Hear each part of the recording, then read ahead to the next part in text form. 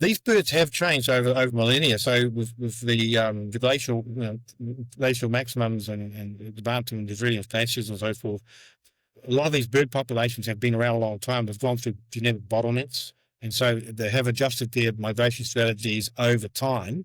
But this has probably happened over many, hundreds and thousands of years. The big change, as I see it now, is that our species has had the capacity to change the rules of the game completely within just the last 200 years, essentially, and we could exponentially change it.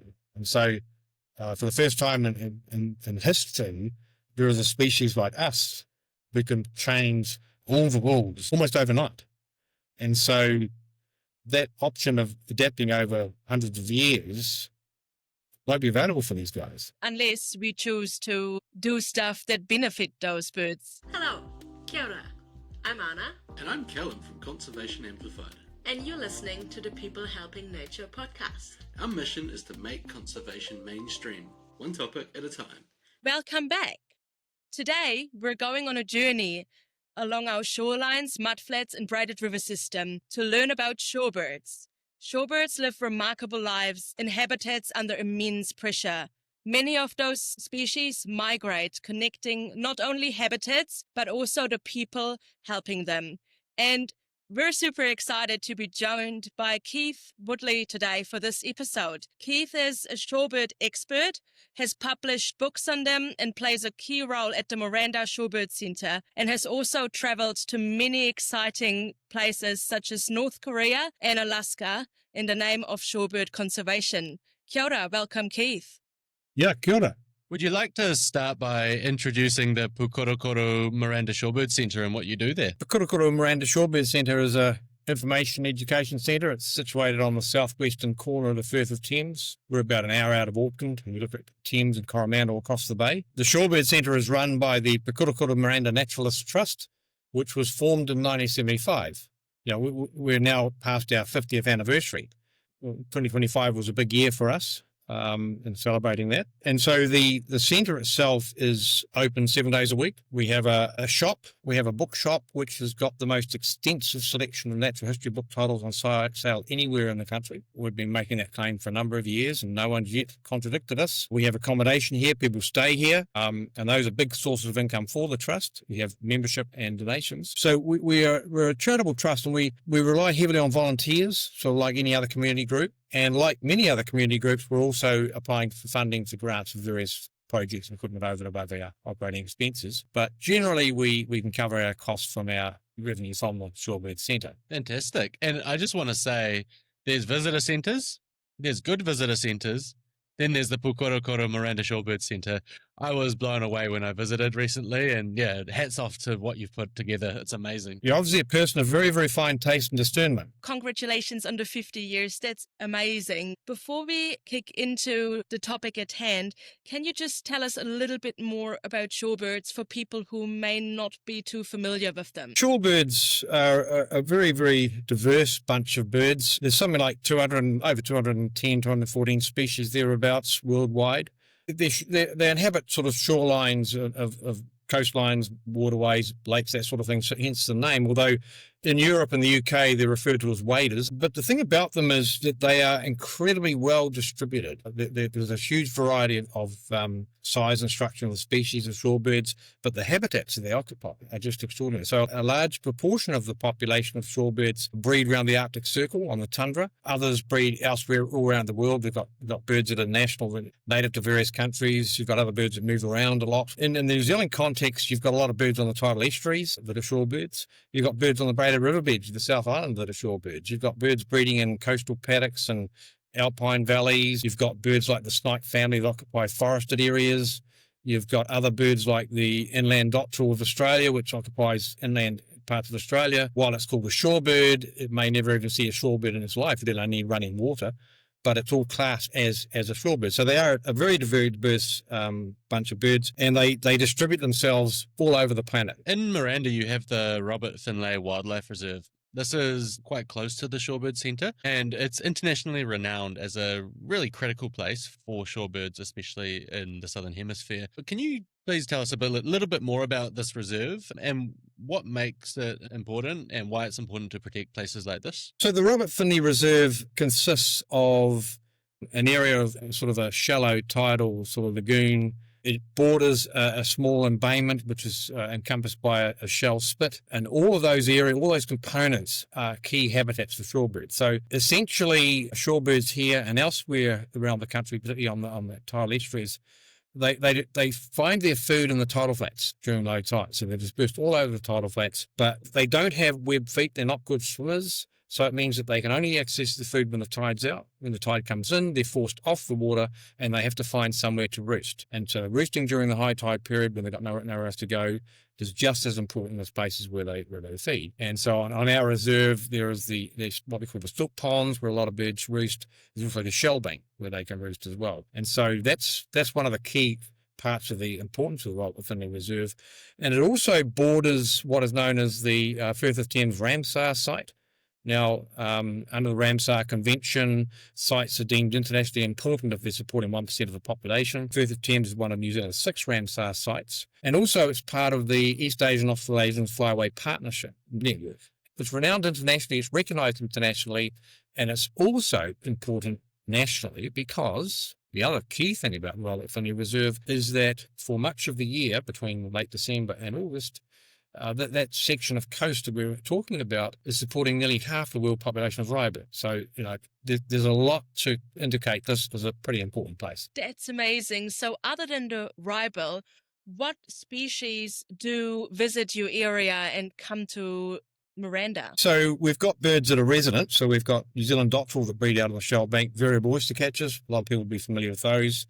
We have black-billed gulls and white-fronted terns currently breeding out on the shell bank, and we get pied stilts and other sort of birds, some of which breed in the area. And then along with the Wrybill that breed in the South Island, we also get big flocks of South Island pied oyster catchers, which also breed primarily in the South Island. And so we get thousands of those. They start coming back late December. And so we've got those resident species, we've got the species elsewhere in the country, and then we've got the glamour guys, the Godwits and the other shorebirds that breed in the Arctic and make these mammoth migrations to us. So at peak times when residents and visitors or migrants are at Miranda, how many birds use that area? Between, say, January and March, when you've got the overlap, all the Arctic birds are here and all the New Zealand birds are here, 14, 15, 60,000 birds here. So it's quite spectacular. Do we know why your area attracts these sheer numbers? It's a combination of tidal flats where there's abundant food for all these birds and also places where they can roost at high tide. Those are the two key components. Now, we talk about Teacup and One and the Firth of Thames, but really what we're talking about here applies all around the country, everywhere from Parangaringa and the far north down to Invercargill, where there are tidal flats, where there are estuaries and so forth. You get shorebirds, including Godwits and others. And so the bigger the area, the more complex the estuary system, the more shorebirds. And what surprises many people in this country is the number one site, the most important site for shorebirds, by quite a considerable margin, is the Manukau Harbour. It's got Auckland people around it. It's got the airport. It's got all that stuff around it. But the Manukau Harbour is supporting more shorebirds than anywhere else. Why is that? Is that because there's such a thick mud substrate in the harbour? Or? It's the complexity of the tidal flats to provide all the food for the different species that go there. They obviously find what they need, and so they keep coming back. Oh, that's so interesting. Now, I could quite happily do like a whole series on shorebirds, but for the rest of this episode, we're going to focus on 2 species in particular.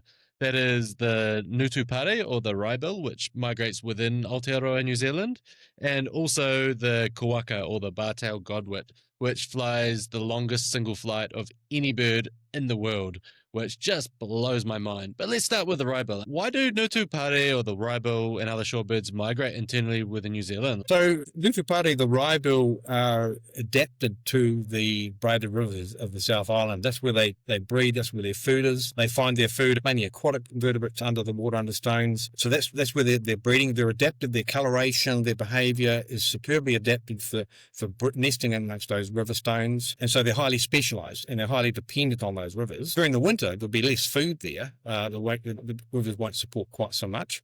But in the meantime, they're also quite adept at using the tidal flats. So they find a lot of their food sifting through the biofilm on top of the tidal flats. And so the northern harbours around the Auckland region provide them with what they need outside the breeding season. But between the Manukau Harbour and Firth of Thames, you've got, probably 85-90% of the world Wrybill population. The interesting thing, of course, is they're linking two completely different habitats. The braided riverbeds with those awesome southern Alps backdrops and huge tidal flats up here around the northern harbours. Can you describe them a little bit for us and also talk about their amazing bill, please? So they're the only bird in the world with a bill curved to the side. Okay, so they're unique to New Zealand, they're unique among all birds. Grey on the back, white underneath. A lot of them have a little black necklace and they've got this distinct, peculiar bent bill. And that bent bill is really quite a multi-tool. We're on the braided riverbeds where you've got insect larvae, caddisfly, mayfly larvae, under the stones, under the water, where they're safe from any foraging shorebird, unless you've got a bill that can scrape around under those stones, hence the Wrybill. But they spend most of the year up here on the soft tidal flats, where they, as I say, they seem to be sifting through the biofilm, the layer on top of the mud, the filmy layer that seems to contain a lot of diatoms and other microorganisms. But they'll also use the bill to yank a worm out of the mud like everyone else. So you guys chose to campaign for the Wrybill for the Bird of the Year competitions in the previous year. Can you please share with us why you chose the Wrybill in particular? There are a number of reasons. One reason is that, as far as I'm aware, many New Zealanders have never heard of a Wrybill. And if they have heard of a Wrybill, they don't make the link with those braided riverbeds of the South Island. And so that's the critical thing. And those riverbeds of the South Island are under incredible stress from land use practices, dairy farming and so forth. And so more and more people need to be aware of the stresses on those rivers. Those rivers are the only place where these Wrybill can breed. But there is also a mercenary aspect to our trust promoting this, in that they appear on our logo. So our logo consists of a bar-tailed Godwit and a Wrybill. Now, we managed to campaign for Godwit in 2015, got that over the line as Bird of the Year. So I thought it was highly appropriate for our 50th year to try and get the other half of our logo as Bird of the Year. We failed rather dismally, but we put in a bit of effort. There's always next year and maybe Wrybill for 2026. That's right, we're campaigning already. Yeah. Hey, I just want to touch on something you said before, that the Manukau Harbour and the waterways around Auckland is such a hot spot for shorebirds. It's the most populated area of our country, and I would hazard a guess that 90, 95, maybe even 99% of people don't know this is the case. I didn't know until you said so. So how do we get more Aucklanders appreciating the birds in their own backyard? It's a very good question. So if you look at the Auckland region, the Waitemata is a smaller harbour, has some shorebirds, but not so much, not in the same numbers as neighbours. But between the Firth of Thames, the Manukau Harbour and the Kuaka, all within the greater Auckland region, if you put all those four sites together, you've probably got half the population of shorebirds in the country in that region. So at certain times of the year, that is. And so we campaigned a while ago and would like to sort of revive this, that Auckland really needs a spring festival. It needs a festival celebrating, for instance, the return of the goblins in September or some other time of the year, but a festival celebrating the fact that it's the shorebird capital is probably long overdue. I second that, and I know that smaller areas in New Zealand do have those festivals. So I think it's time for Auckland to jump on the bandwagon. Yeah, and I just think, shorebirds are, I wouldn't even say misunderstood. I'd say they're not recognised on our shorelines. I'm so often telling people, look, that's a variable oyster catcher. This is a northern New Zealand dotterula, tuturi whatu. And that's a blackback gull versus this is a redbill gull. And for a lot of people, this is news. They're just birds, and the sparrow or the pigeon is the same as the next bird that's native. A lot of people sort of know some of our more common species like the tui and the kakaparu and birds that have got some conservation stuff behind them, or hieroglyphs going on, or birds that are very familiar, a lot of bush birds. The irony for me is that shorebirds are sharing our spaces with us almost all the time. Anywhere we're in a coastal area, we're sharing a space with some form of shorebird somewhere, and really I would like us all to be more aware of it so that we know that we're sharing a space. We know they've got to give these guys space to do what they need to do. We need to make sure the tidal flats are kept healthy and sort of undisturbed, so we've got the foraging there. But when they're pushed up by the tide onto the shoreline, we've got nowhere else to go during the high tide roosting time, they're very prone to disturbance there. So we need to be mindful of that and maintain these areas as being undisturbed. And also the birds like doxal and variable oystercats and others breeding on the shoreline as well. So I think we just need to be more aware of these birds and the fact that we're sharing space with them. And it's quite clear that if we do this, if we know that we're sharing space and we look out for what their needs are, we can coexist very, very happily. Shorebirds can coexist with us very, very well, as long as we recognise what they need. It's very true. I do a lot of shorebird work here in Mount Maunganui on the main beach, and it's amazing how these birds can adapt, giving a chance. For example, we put fences up that most people respect to give them that safe space. So coming back to our Wrybill though, other than human disturbance, what threats do they face in their daily lives? The major choke point for Wrybill appears to be on the breeding grounds. The braided withers. Remember, they're totally specifically adapted to that environment. It's the only game in town for them. And those riverbeds of Canterbury in particular have been subject to increasing stress, particularly in recent times. So for a long time, we've had all the suite of predators out there. We've had, there's feral cats and there's rats and there's stoats and there's hedgehogs. And so the predation pressures on those riverbeds are like anywhere else in the country where those mammalian predators occur. But in the last 20, 25 years, for instance, where there's been this incredible intensification of dairying on the Canterbury Plains and in the Mackenzie Basin, places like that, they're not really suitable areas, ideally, for them, but the water table, ideally for dairy farming. That's created a lot of pressure on those riverbeds. At water abstraction, or excess nutrients coming off of farmland, and for various things are happening to, for instance, encourage the spread of weeds on those riverbeds. Now, Wrybill habitat, nesting habitat, is an area of unbroken river shingle. There's no obstructions. A small bird sitting on a nest wants to be able to see around at 360 degrees. If there's vegetation or any other obstruction close by, that's going to hide danger. It's a risk to it. Those riverbeds are also always, the gravel bars are always moving with every flood and every big flow. So the riverbeds are constantly changing, which is part of a system as well, because a shallow riff is where a lot of the Wrybill food occur. But if vegetation gets too established on those riverbeds, not only does it provide cover for all predators, but it consolidates some of the bars. They stop moving around, the channels get deeper, the riffles are less, and so there's a compounding effect. And so maintaining natural flows on those South Island riverbeds is absolutely critical for Wrybill, also for Pūkorokoro, the black-fronted tern, and black-stalked kaki, and other birds nesting up there. So those riverbeds are super important. And of course, the other big elephant in the room is climate change, which, if it leads to less snow cover in the Alps, less rainfall, we're going to get lower flows anyway. So everywhere you look at it, there's pressures. There is some good work going down there. There's been some fantastic work done by the likes of ECAN on controlling weeds in some of the big riverbeds. A lot of predator trapping going on. Doc and others have been working on that. There's outfits called Braid, which is an umbrella group.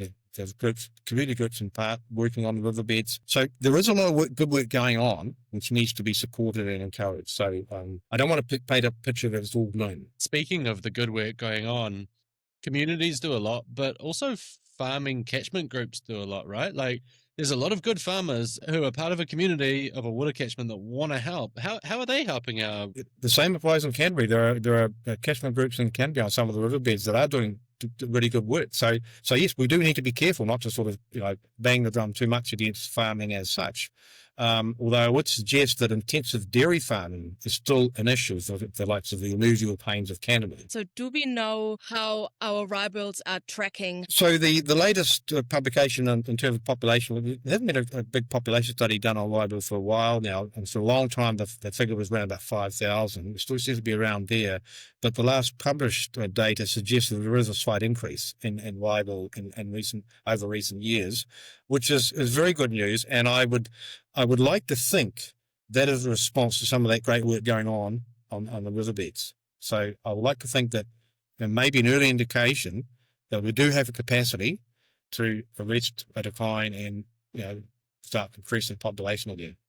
Awesome. And how is the Pūkorokoro Miranda Shorebird Centre helping? Well, we're always giving talks about Wrybill. The importance of our Bird of the Year campaign last year was that we engaged with partners in the South Island. We worked in partnership with the likes of Braid, and there's a fantastic organisation, Rakahuri Ashley River Care Group, just north of Christchurch. They're doing some wonderful work on the lower reaches of the Ashley, predator control, protecting nests, all that sort of stuff. And so there's some of those groups are working. We work with them to try and sort of, do this collaborative effort. So, there's some good stuff going on. And I think that collaboration, right, that's really crucial, having a bird that is using multiple habitats.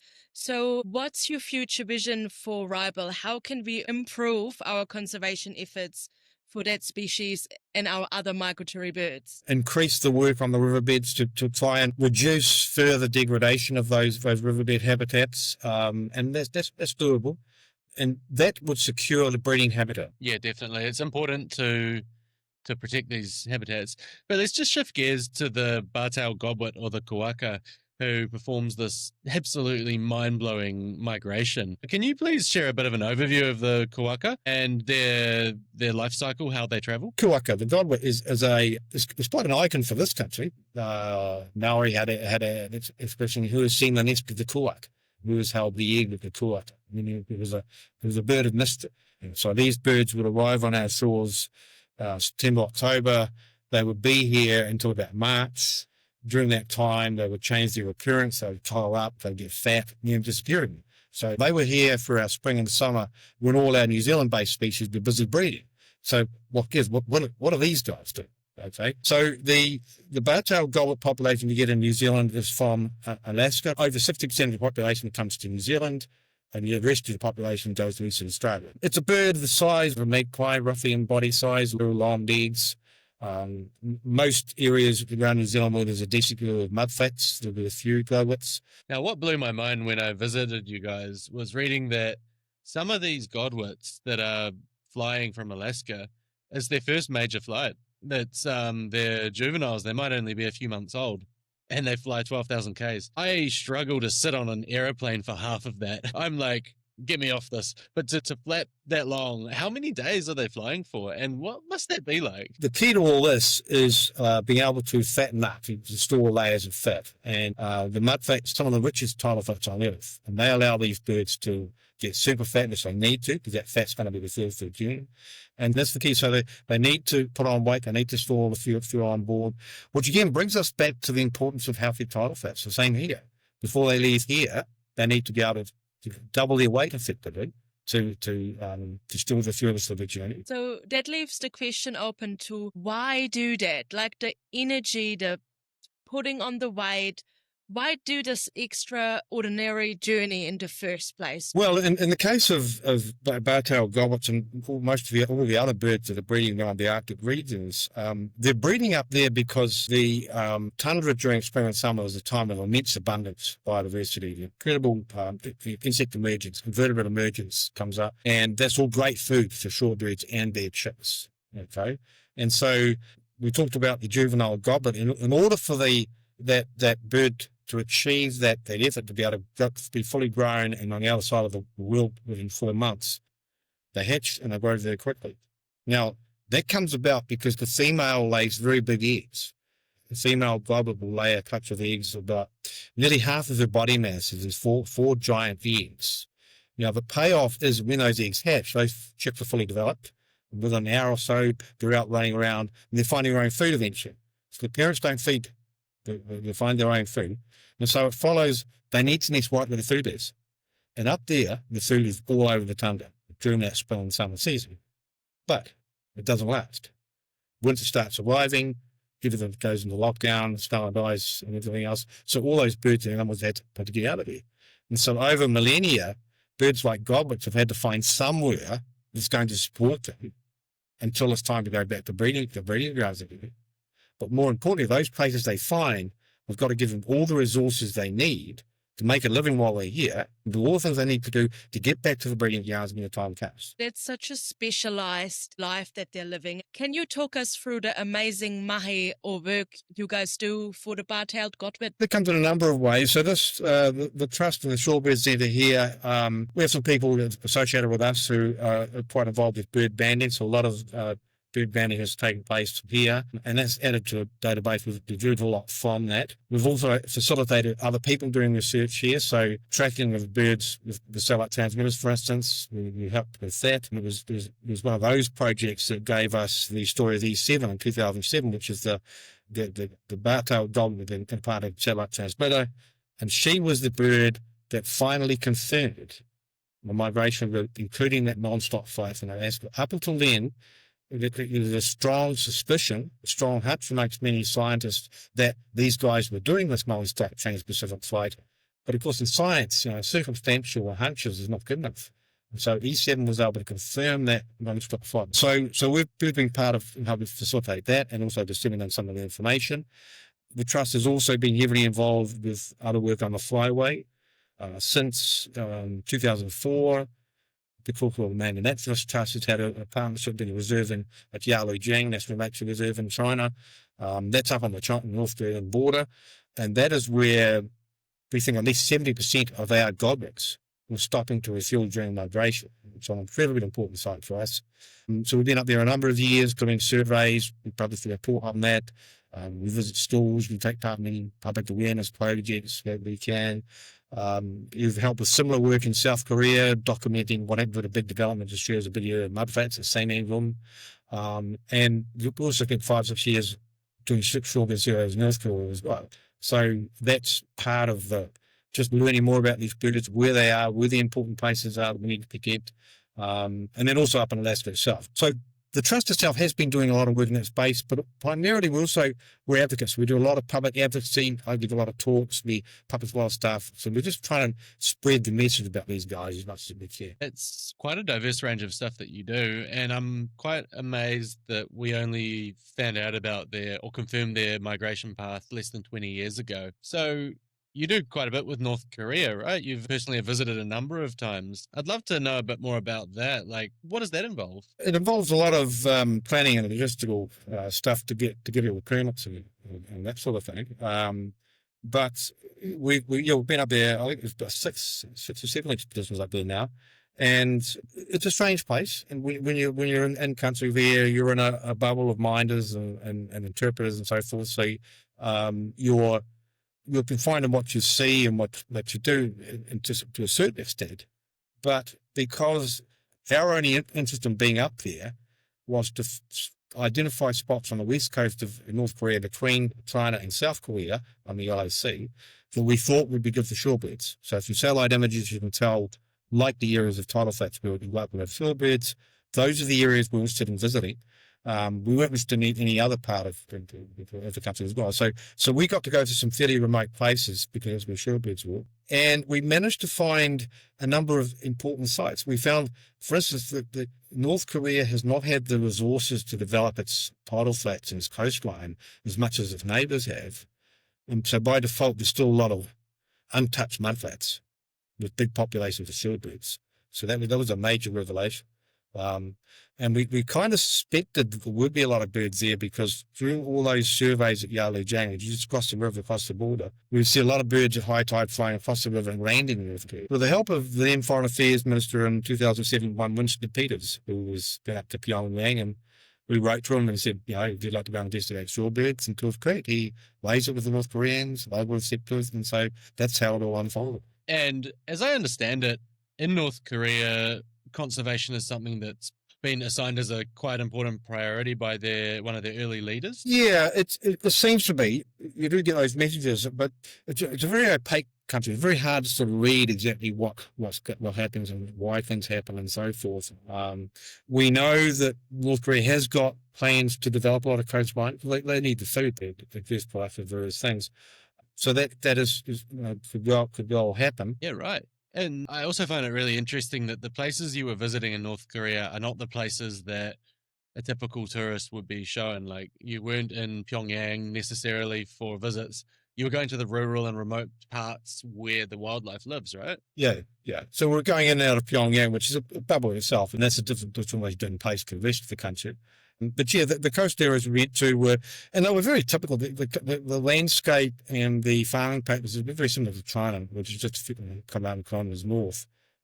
So basically to North Asia, intensely cultivated rural farmland. That's basically a lot of what we saw there. So this mahi in the name of the Kuaka has been going on for a while.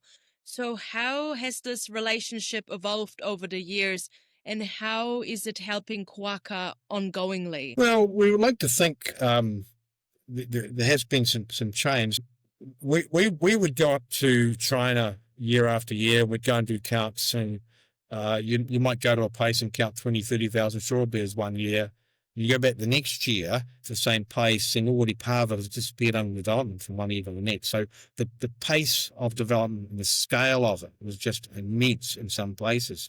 So you come back feeling pretty despondent. But indications are that things are starting to change in China. So the government seems to be serious about protecting what remains of the coastal wetlands. We've got World Heritage listings for some of these sites. So it could be that there's recognition that what remains of the tidal flats of these birds depend on as the fueling stops, could be protected into the future. If that comes to pass, if we can arrest the scale and pace of development of these areas, we could start arresting the declines of these populations, start stabilising the populations, and maybe even increasing it. So there's reason for cautious optimism.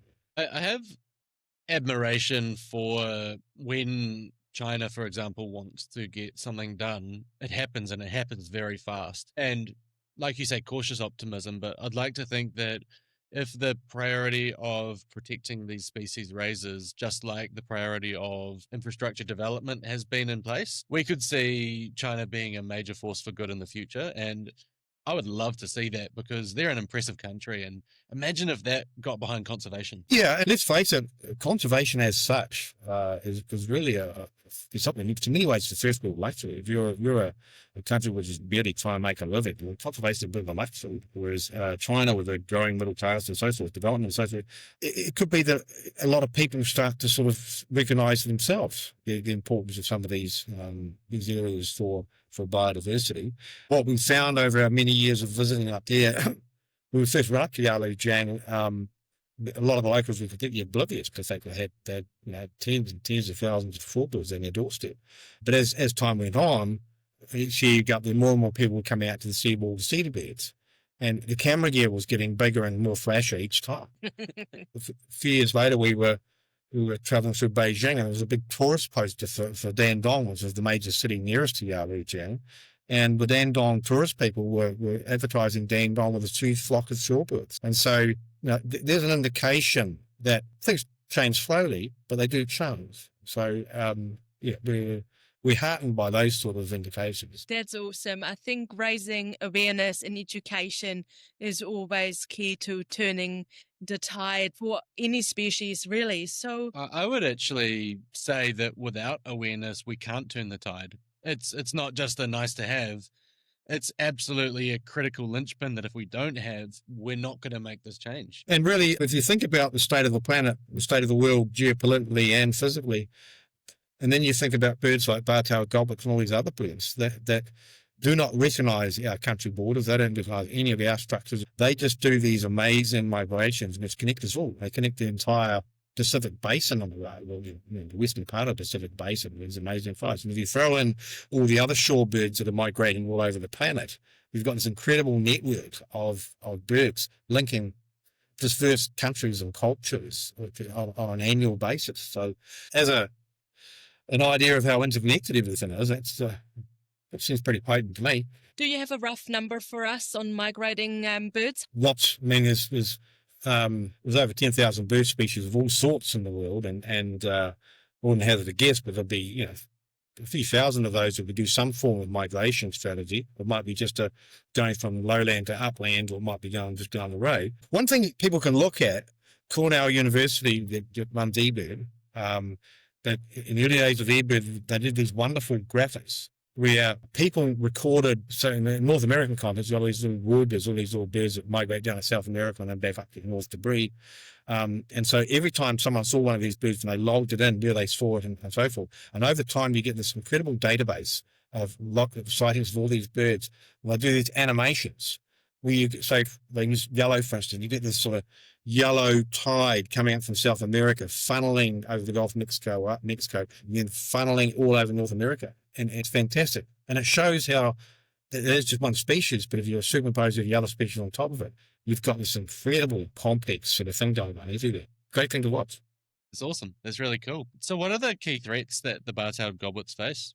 Well, here, again, like all the other shorebirds here, we need to protect the roost sites, and this becomes incredibly important. So if we just take the godwit, for example, what it needs to do, it arrives here in September. They're very site faithful. The adults come back to the same place year after year. They arrive here, they'll recover from the flight. Some are pretty knackered when they arrive here. They need to molt their flight feathers, but then they start storing fat. And so they're storing fat, their digestive systems are making the capacity. Now, those times in particular, when the tide comes in and they can't forage anymore, they're on a high tide roost, they are particularly prone to disturbance. So you sort of just imagine the situation. You're a bird preparing for this humongous migration, and someone comes along and keeps sort of spooking you into flight while you should be rested during high tide, and you're starting to compromise the possibility of your success. So again, protecting high tide roost from disturbance is key. We mentioned around the Yellow Sea, incredible habitat loss, which is led to declining populations. It's been a massive threat for a long time. Up on the tundra, nesting success can vary a lot from weather, but particularly from predators. So a lot of predators up there: Arctic foxes, red foxes, mink, snowy owls, skuas of various sorts. They're all potent predators of nests, chicks, and something like that. But the big thing facing them as facing all of us, but particularly facing birds like godwits, these long-haul migrants, is climate change. Because climate change is going to change the rules of the game. Here at Te Kapamana Firth of Thames, we've got a big stand of mangroves around the southern part of the Firth. Those mangroves, some of the mangroves occur in the Firth naturally, but the big expansion of mangroves has occurred unnaturally as a result of what we've done on the catchment. So imagine if the mangrove zone is expanding northward onto the mudflats, and you've got sea level rise, seaward ed rising, you're going to diminish the area of mudflats available for foraging. So there's a pressure point looming here. Elsewhere around the Yellow Sea, a lot of the coast is behind hard edges, embankments and sea walls, that sort of thing. Again, sea level rise will start diminishing tidal flats. But on the tundra, your warming temperatures, changes to the water table, vegetation expanding where it shouldn't have been, the loss of sea ice around low-lying areas of the coast, the tidal surges that can swap way inland and take out a lot of nests. But the key thing is the insect emergence. Now, that insect emergence is the key food supply for these guys. Ideally, the bird will time its hatching for the peak, or just before the peak of that emergence, so there's plenty of food for the chicks. Now, some of that is now happening 3 or 4 weeks earlier in some parts of the tundra. And already some birds that are migrating within the northern hemisphere have started to adapt and change their migration strategies to take advantage of that. But these guys are going by day length cues, they're not going by temperature, they're going by day length cues. So for them to adapt their timing of migration, it's going to take a lot longer to do that. So that's a big challenge for these guys. Tantalisingly, there's been a lot of great work done in New Zealand.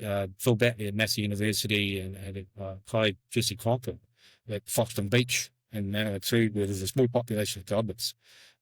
That's the most intensely studied population of shorebirds continuing down. And in the last 17, 18 years, we've learned so much of what we know about godwits from that population. Now, they found that the birds were starting to leave New Zealand on average half a day earlier each year. So the suggestion was that they're starting to adapt to warming temperatures. They're starting to adapt to that food supply coming available earlier on the tundra. They're starting to adapt to that. But it turns out that's not the case. They're still arriving on the breeding grounds at the same time, but they're spending longer in the Yellow Sea. So really what's happening is they have to spend more time chasing diminishing resources to get what they need in the Yellow Sea before completing an migration.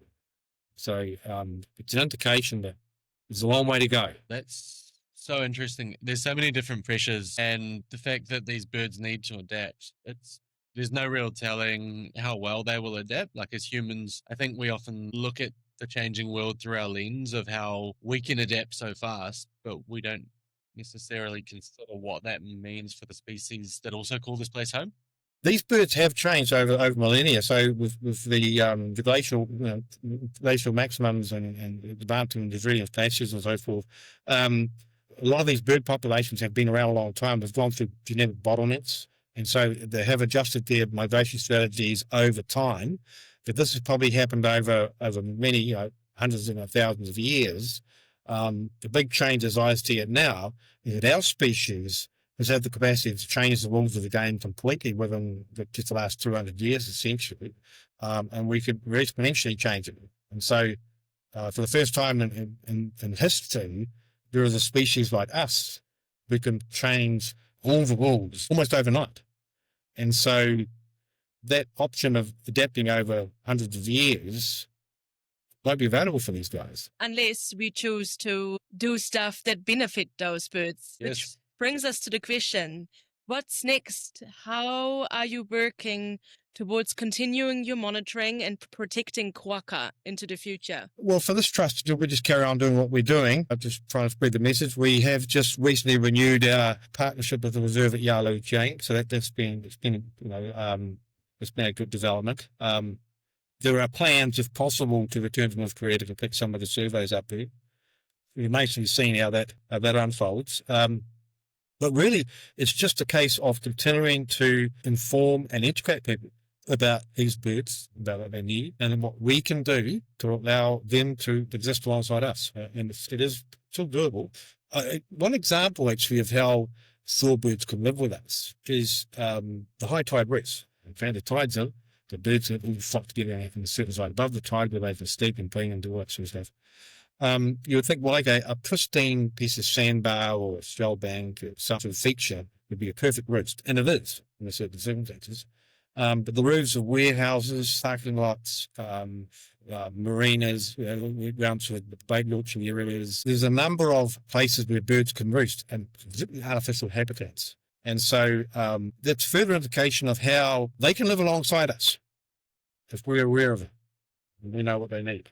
So this just makes me wonder, do we need to get more ornithologists in the room of architecture and infrastructure planning? Like, if we have these habitats like roofs of warehouses and marinas, etc., if we were to get the science community more involved to actually plan habitats for humanity that also have habitats for our wildlife, is that part of the solution? Could be part of the solution. A lot of work's been done around the world with artificial reefs, so for sure, if we're smart about it, if we know what the birds need, when they need it, where they need it, and we're able to provide that, they will probably use it if it's in the rough parts. Okay, so yeah, it's certainly something we should be thinking about. And I think just sometimes thinking outside of the box like that brings amazing solutions. Hey, one of the questions we ask every guest is, what does conservation mean to you? So Keith, what does conservation mean to you? Well, it's an interesting word, conservation. Obviously, it means particularly what remains, or preserving what remains of our biodiversity. The blunt thing is, in New Zealand, conservation means, among other things, it means killing manatee, because you've got to do that. Otherwise, you lose so much stuff. So I've always found it an interesting sort of juxtaposition of conservation and killing go hand in hand. I understand how some people find it difficult to get their heads through it. I guess, again, that's where the education and the awareness comes in, understanding that that's being done because we have had no mammals other than bats, and therefore our manu, our birds and other critters need that help to thrive. So let's say someone's listening to this and thinking, wow, I love what you're doing. How can they support your mahi, your work at the Pūkorokoro Miranda Shorebird Centre and get involved? Well, they could become members of our trust. That's one way they can do. Go online to just Google Pūkorokoro Shorebirds or Miranda Shorebirds. You can come up with our website. You can join our trust to become part of our team. Am I allowed to do a commercial? Please do. This is a book called In Pursuit of Champions. It came out just a couple of years ago. It's the story of this trust, the Pūkorokoro Miranda Naturalist Trust, and it's all a memoir of my time here. But it's got a lot of stuff about what we'll be talking about this in here. But also, there's a lot of stuff in there that may be of use to other community groups. So that's available on our website. And also another avenue is to join Birds New Zealand. Birds New Zealand, among other things, do a national weight account. Now, here at Pūkorokoro, we've been heavily involved with that forever. Now, I've probably mentioned this in general. Your national weight account began in 1960. So there's a data set going back to 1960 for those two places. And since 1983, it's been national.